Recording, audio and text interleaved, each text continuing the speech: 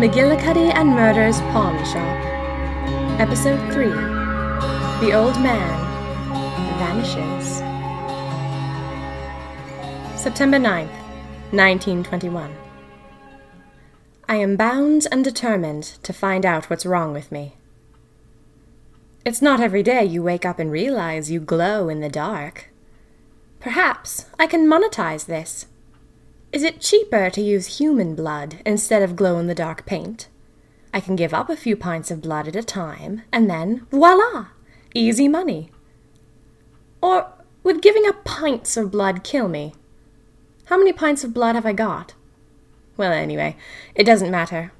I am a freak and a monster, and I confess I feel rather giddy this morning. What's next? Will I learn how to ride broomsticks? Will I make china cabinets levitate? Perhaps I will be able to change my appearance at will. I am trying to keep my thoughts light, dearest diary, because anything else is a nightmare. I'd love to ride a broomstick, or be able to turn mice into pumpkins. What if it's worse than that, though? What if I'm dying? The friend of my cousin got horribly sick after working for Radium Luminous Material Corporation. She used to paint the tiny dials on the glow-in-the-dark watches, but after she quit, she started to get sick. The company said there was nothing in her claims, but she was sure the job was killing her slowly. Tiny things that glowed in the dark were poisoning her. What if it's the same for me? What if I've come in contact with something, and now my poisoned blood has started glowing like a radium watch? What if it's even worse than that? What if I'm turning into a ghoul, something evil and spectral that lurks around rotting Egyptian tombs? What if I'm doomed? I've always been a dramatic person, but in this situation, I think I have every right to be. What's happening to me? I'm going to wring it out of McGillicuddy and Murder's pawn shop if it's the last thing I do. Well, diary, it's later, and I've been to McGillicuddy and Murder's. Right now I'm curled up at home in my own little apartment, with a cup of tea and a warm towel wrapped around my head. I've been worrying so much all day my head is throbbing. I went to McGillicuddy and Murder's after work. When I stepped inside, I didn't get that pleasant, bottled ship feeling that I usually do. I just felt terrified, like I was in a medieval castle on my way to be executed. I stepped up to the counter, and the old man still wasn't there. It was the woman I'd already talked to. I knew she was no help, but I was determined to try anyway. "Good evening," I said. "When will the old man who works here be in?" "The old man?" "Yes." "I don't know if we employ any old men." "Well, you do." She gave me the evil eye. She brought out a slim leather book and flipped through it. "It looks like he'll be in tomorrow," she said. "Wonderful," I said, but I didn't mean it. Tomorrow is not soon enough. "May I have his telephone number, too?" "I can't give you his information," she said. "Why not?" "Because I can't." This was the most intelligent argument I'd ever heard. "It's important," I said. "I'm sure it is." I huffed. "Well, can you ask him to call me?" I said. "Give him a ring tonight, and please tell him it's important. He can call me if he wants to." The woman looked at me like she was sizing me up. Once again, I felt like a threat. It's not as though I have a cannon strapped to my head. What exactly are these people afraid of? "I suppose I can do that." "Oh, good." She reached down and picked up another book, and then she brandished a pen. "Name," she said. Oh dear. Have you noticed, diary, that I never sign my name? It's not just an attempt to be jaunty and unfamiliar. I turned to face the woman, heroism high in my heart. "Melinda Maude Merkel," I said. The crescendo of shame began. The woman scratched my name into the booklet. She didn't pause when writing down Merkel, but I turned vermilion.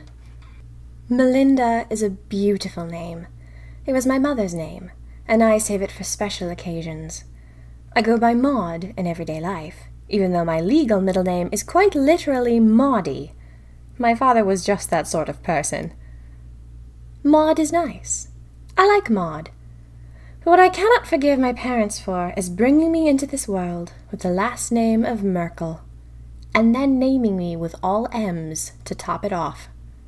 Honestly, when Henry Hubert proposed, I considered saying yes for 3 whole seconds, and do you know what the reason was? Melinda Maude Hubert at least sounds better. Once I'd given the woman my telephone number, there was nothing else to do. I doubt she'll even call the old man, and if she does, I doubt he'll call me. Tomorrow is Saturday, and I intend to spend most of the day at the pawn shop. I have to find out what's happening to me. September 10th, 1921. It's impossible. It's completely impossible. But it happened. I'm sure of it. I went into McGillicuddy and Murders today. The old man was in, just standing there behind the front desk. I nearly strode right up to him and demanded to know why my eyes were glowing in the dark, but I lost my nerve. All of a sudden, rotting away in an insane asylum seemed much more real to me. Since I couldn't bring the subject up outright, I wandered up to the front desk and began playing with the golden bracelets. The old man seemed bent on ignoring me. Suddenly, I stood up. "Did you try to call me last night?" I said. "I?" he said.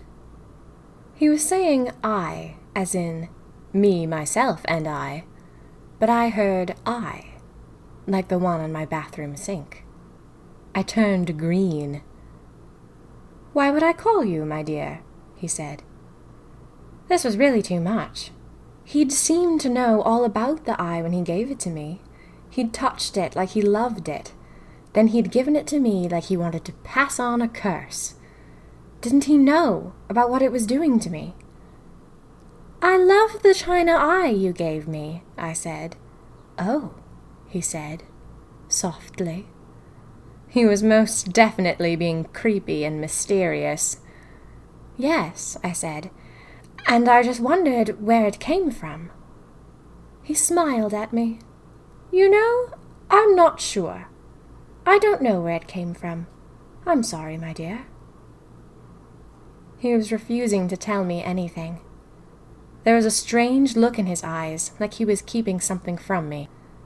I was thwarted, but not for long. I devised a plan. I wandered around the pawn shop. I found what I was looking for, a small back room. It was full of odd statues and trinkets, and there was no window.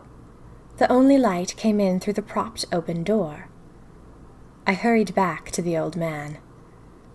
"Could you tell me the price of something, please?" "Bring it here and show me," he said. "Oh, well, it's rather heavy," I said. He got up. My heart started beating faster.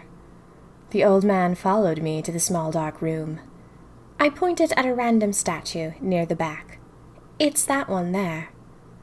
As soon as he stepped into the room, I shut the door on us both. We were in complete darkness now, so I waited for him to turn around. "So sorry," I said. "I kicked it accidentally. Can you help me get it open?" I waited, but the old man said nothing.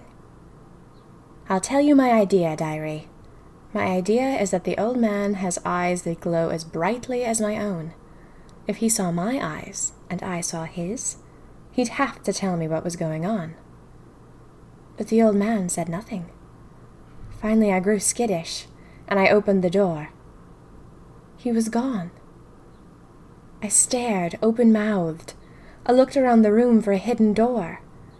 But unless he tiptoed lightly through mounds and mounds of tiny statues to reach a secret door, then he simply vanished into thin air. Either I'm going crazy, or I've hit on something spectacular. The young man with the hazel eyes. he appeared out of nowhere, too. We hope you've enjoyed Episode 3, The Old Man Vanishes, of McGillicuddy and Murder's Pawn Shop. McGillicuddy and Murder's Pawn Shop is written and performed by Minerva Sweeney Wren. All rights reserved. Please subscribe, share it with your friends, and support Minerva Sweeney Wren at patreon.com/Sweeney Wren. McGillicuddy and Murder's Pawn Shop will continue next week with Episode 4, The Man with the Color-Changing Tie.